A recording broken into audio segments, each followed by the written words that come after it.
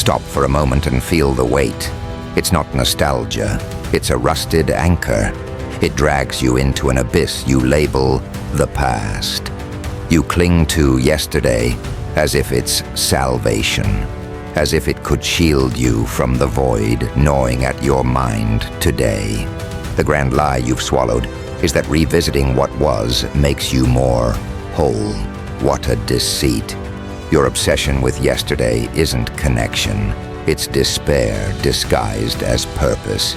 You're not finding yourself. You're drowning in an illusion that has already rotted. This belief that the past holds your truth is a psychological trap.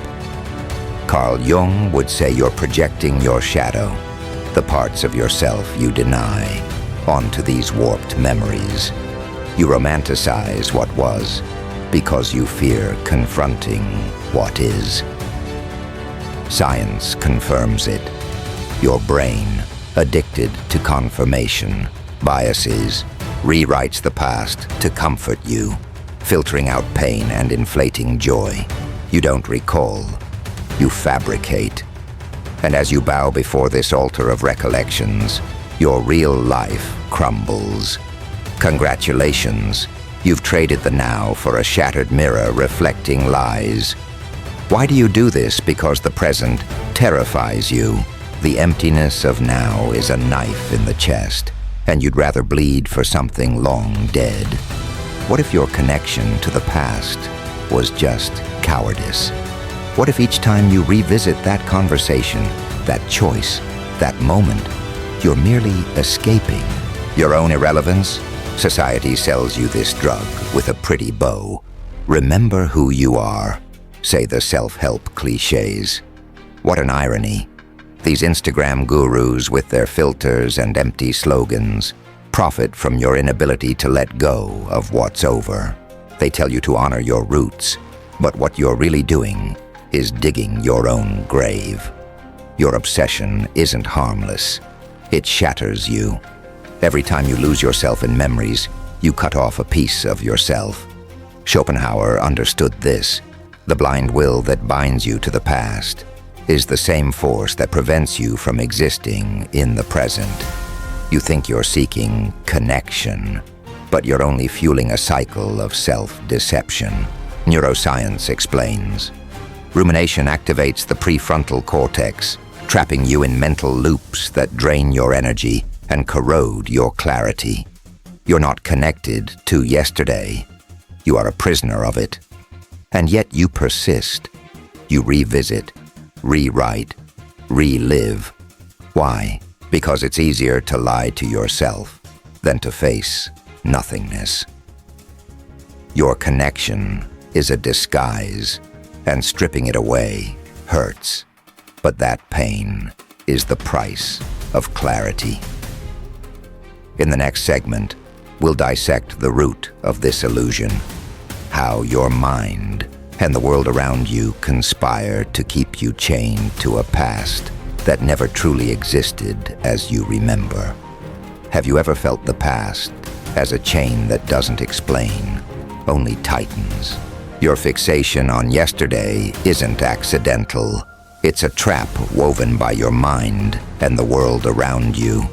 The illusion that revisiting what was brings you connection is a deeply rooted lie, and unearthing it requires a scalpel. Let's cut. What you call nostalgia is just your psyche flailing against the void, and society profits from every second you spend shackled to this farce. Psychologically, your mind is a stage of self-deception. Carl Jung describes the shadow as the parts of yourself you reject, but which shape your actions. When you drown in memories, you're not seeking who you are. You're fleeing from who you never wanted to admit to being. Neuroscience confirms the brain, through anchoring bias, overvalues the past, distorting it to protect you from the present. Studies on memory, like those by Elizabeth Loftus, show that your recollections are reconstructions, not factual records.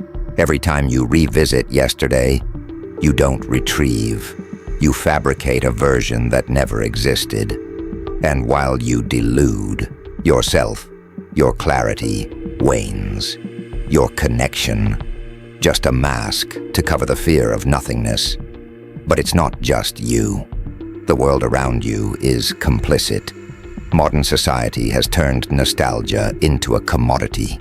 Social media, with its addictive algorithms, bombards you with memories, photos, posts on this day. Congratulations, you fell into the trap. These systems, as Shoshana Zuboff's studies on surveillance capitalism point out, exploit your attention, keeping you trapped in emotional loops that generate clicks.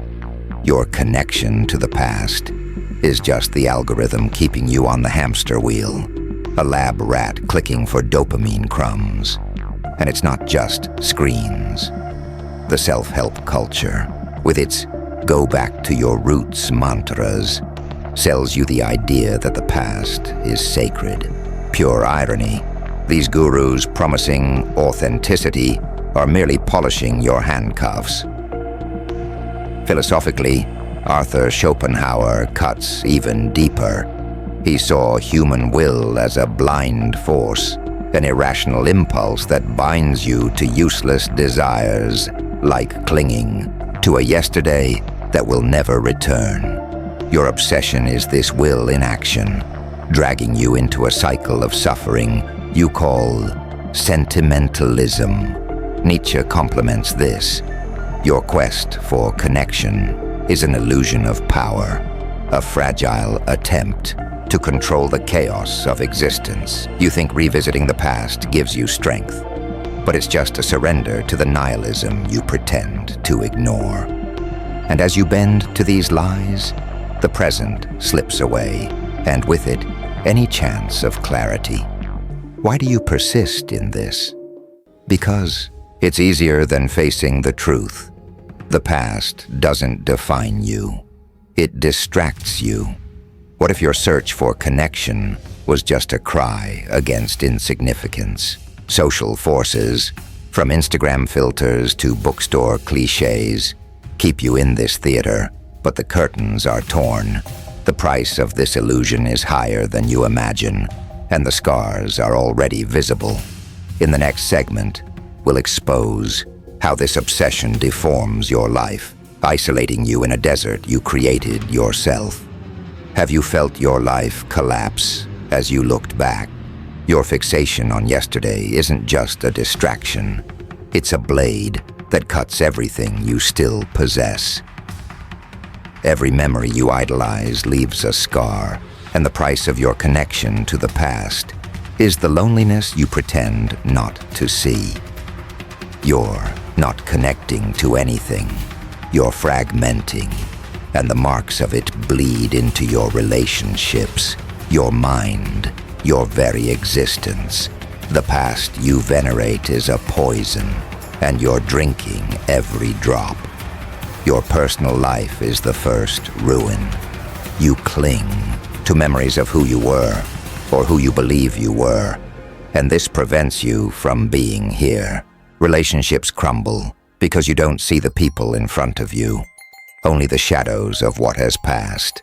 Neuroscience explains chronic rumination, as studies by Susan Nolan Hoeksema show, activates neural networks that intensify depression and social disconnection. You're not reliving happy moments. You're training your brain to reject the present. Friends drift away, partners give up, and you remain trapped in a monologue with ghosts. Congratulations. Your connection to yesterday has condemned you to an exile of your own making. And your relationships, they rot under the weight of your absence. You compare every new person to idealized versions from the past, as if the present could compete with your fantasies. Machiavelli would say you're playing a social game where you've already lost. No one connects with someone who lives in another time. Studies on rejection, like those by Naomi Eisenberger, show that social pain activates the same brain areas as physical pain.